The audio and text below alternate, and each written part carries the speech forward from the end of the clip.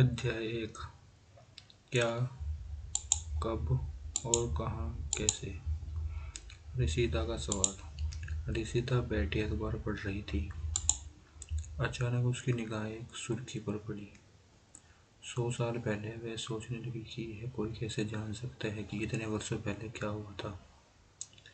कैसे पता लगाए, यह जानने के लिए कि कल क्या हुआ था।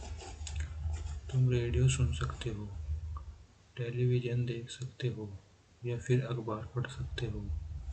साथ ही यह जानने के लिए कि पिछले साल क्या हुआ था।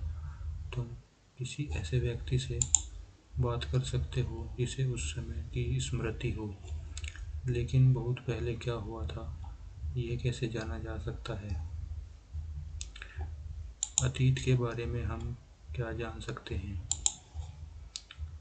अतीत के बारे में हम बहुत कुछ जाना जा सकता है, जैसे लोग क्या खाते थे, कैसे कपड़े पहनते थे, किस तरह के घरों में रहते थे। हम आर्किटेक्ट, शिकारियों, पशुपालकों, कृषकों, शासकों, व्यापारियों, पुरोहितों, शिल्पकारों, कलाकारों, संगीतकारों और फिर वैज्ञानिकों के जीवन के बारे में जानकारियाँ हासिल कर सकते हैं। यही नहीं, हम यह भी पता कर सकते हैं कि उस समय बच्चे कौन से खेल खेलते थे, कौन सी कहानियाँ सुना करते थे, कौन से नाटक देखा करते थे, फिर कौन कौन से गीत गाते थे। लोग कहाँ रहते थे। मानचित्र 1। प्रश्न 2 में नर्मदा नदी का पता लगाओ। कई लाख वर्ष पहले से लोग इस नदी के तट पर रह रहे हैं। यहाँ रहने वाले आरंभिक लोगों में से कुछ कुशल संग्राहक थे जो आसपास के जंगलों की विशाल संपदा से परिचित थे। अपने भोजन के लिए वे जड़ों, फलों तथा जंगल के अन्य उत्पादों का यहीं से संग्रह किया करते थे। वे जानवरों का आखेट शिकार भी करते थे।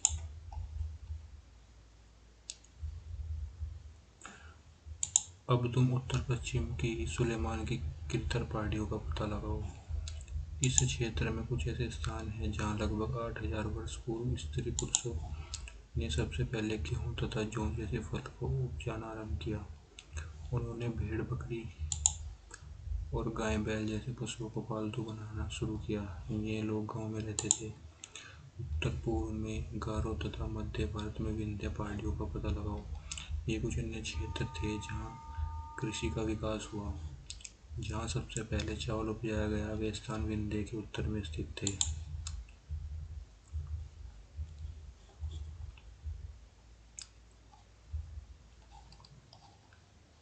मानचित्र पर सिंधु तथा इसकी सहायक नदी का पता लगाने का प्रयास करो।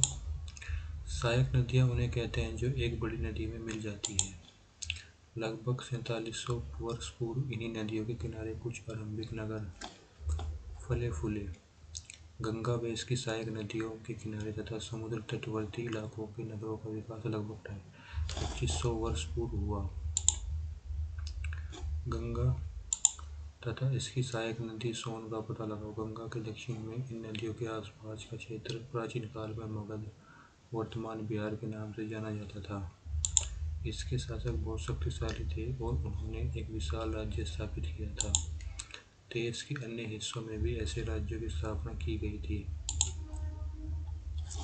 लोगों ने सदैव उपमहाद्वीप के एक हिस्से से दूसरे हिस्से तक यात्रा की।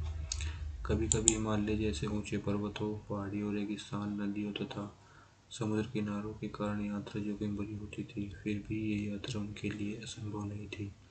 अतः कभी लोग काम की तलाश में तो कभी प्राकृतिक आपदाओं के कारण एक स्थान से दूसरे स्थान जाया करते थे। कभी कभी सेनाएं दूसरे क्षेत्रों पर विजय हासिल करने के लिए जाती थी। इसके अतिरिक्त व्यापारी कभी काफिले में तो कभी जहाजों में अपने साथ मूल्यवान वस्तु लेकर एक स्थान से दूसरे स्थान तक जाते रहते थे। धार्मिक गुरु लोगों को शिक्षा और सलाह देते हुए एक गांव से दूसरे गांव तक तथा एक कस्बे से दूसरे कस्बे जाया करते थे। कुछ लोग नए और रोचक स्थानों को खोजने की चाह में उत्सुकतावश भी यात्रा किया करते थे। इन सभी यात्राओं से लोगों को एक दूसरे के विचारों को जानने का अवसर मिला। आज लोग यात्राएं क्यों करते हैं? एक बार फिर से मानचित्र एक को देखो, पहाड़ी, पर्वत और समुद्र इस उपमहाद्वीप की प्राकृतिक सीमा का निर्माण करते हैं। हालांकि लोगों के लिए इन सीमाओं का पार करना आसान नहीं था। जिन्होंने ऐसा चाहा वे ऐसा कर सके। वे पर्वतों की ऊंचाई को छू सके और गहरे समुद्रों को पार कर सके। उपमहाद्वीप के बाहर से सभी कुछ लोग यहाँ आए और यहीं बस गए। लोगों के इस आवागमन ने हमारी सांस्कृतिक परंपरा को समृद्ध किया। कई सौ वर्ष से लोग पत्थर को तराशने, संगीत रचने और यहाँ तक कि भोजन बनाने के लिए नए तरीके के बारे में एक दूसरे के विचार को अपनाते रहे। देश के नाम। अपने देश के लिए हम प्राय इंडिया तथा भारत जैसे नामों का प्रयोग करते हैं। इंडिया शब्द इंडस से निकला है, जिसे संस्कृत में सिंधु कहा जाता है। अपने एटलस में ईरान और यूनान का पता लगाओ। लगभग 250 वर्ष पूर्व उत्तर पश्चिम की ओर से आने वाले ईरानियों और यूनानियों ने सिंधु को हिंदोस तथा इंदोस और इन नदी के पूर्व में स्थित भूमि प्रदेश को इंडिया कहा। भारत नाम का प्रयोग उत्तर पश्चिम में रहने वाले लोगों के एक समूह के लिए किया जाता था। इस समूह का उल्लेख संस्कृत के आरंभक लगभग 3500 वर्ष पुरानी कृत ऋग्वेद में भी मिलता है। बाद में इसका प्रयोग देश के लिए होने लगा।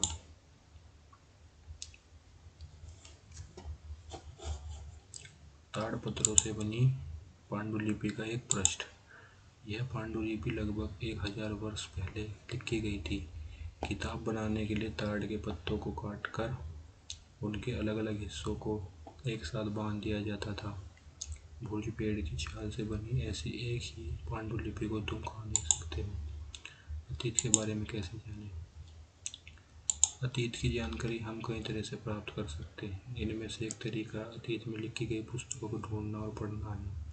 ये पुस्तक हाथ से लिखी होने के कारण पांडुलिपि कही जाती है।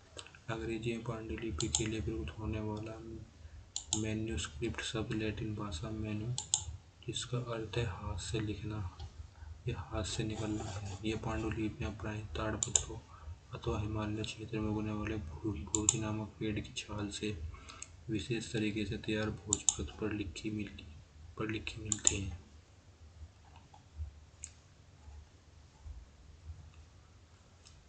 इतने वर्षों में इनमें से कई पांडुलिपियों को कीड़ों ने खा लिया था।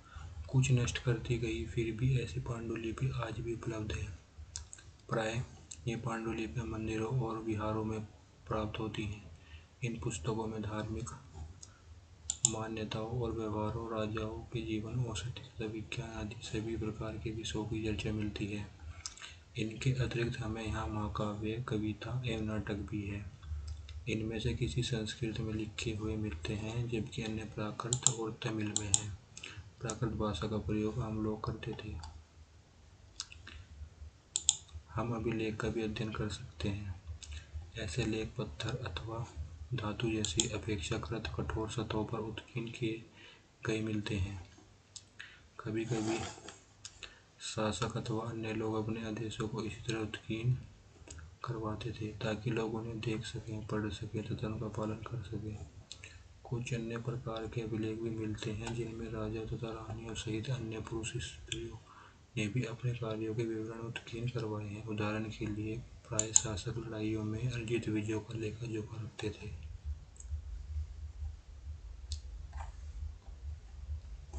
लगभग 2250 वर्ष पुराना यह अभिलेख वर्तमान अफगानिस्तान के कंधार से प्राप्त हुआ है। यह अभिलेख अशोक नामक शासक के आदेश पर उत्कीर्ण करवाया गया था। इस शासक के विषय में तुम अध्याय 8 में पढ़ोगी। जब हम कुछ लिखते हैं तब हम किसी लिपि का प्रयोग करते हैं। लिपियाँ अक्षरों अथवा संकेतों से बनी होती हैं। जब हम कुछ बोलते अथवा पढ़ते हैं तब हम एक भाषा का प्रयोग करते हैं। यह अभिलेख इस क्षेत्र में प्रयुक्त होने वाला यूनानी तथा अरमाइक नामक दो भिन्न लिपियों तथा भाषाओं में है। क्या तुम बता सकते हो कि कठोर सतह पर लेख लिखवाने के क्या लाभ थे? ऐसा करवाने में क्या क्या कठिनाई आती थी? इसके अतिरिक्त अन्य कई वस्तुएं अतीत में बनी और प्रयोग में लाई गई जाती थी।